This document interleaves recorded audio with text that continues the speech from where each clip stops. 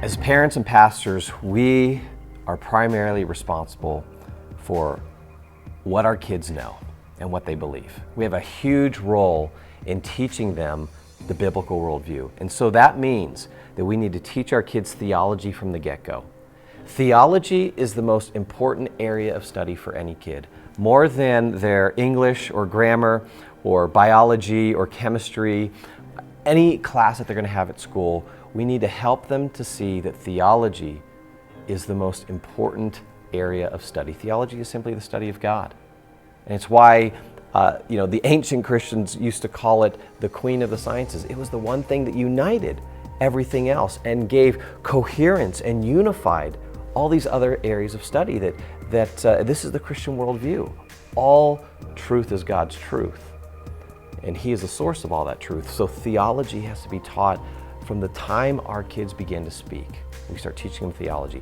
And then as they get into junior high and high school, we also teach them not just what we believe, but then why we believe it. And this is where apologetics is absolutely essential for the discipleship of our kids in the 21st century.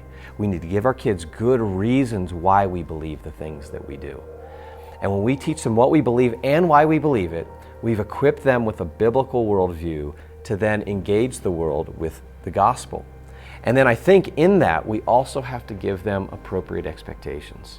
Jesus says in John 15 that the world is going to hate us. And He says, don't be surprised, because the world hated me. And so what we want to do is give our kids appropriate expectations that the world's going to push back. The days of socially acceptable Christianity are over, and you're going to get pushback. But when kids are grounded in the truth, when they're confident that this stuff really is true, that the biblical story is the true story of reality, that gives them the confidence to move forward even when there's pushback. And then we do this in community. We help them to see they're not alone. They're not on this island by themselves, but they have a family of brothers and sisters in Christ who are walking with them. And that's how we can help them engage the culture with the gospel and point to the hope that's only found in Jesus Christ.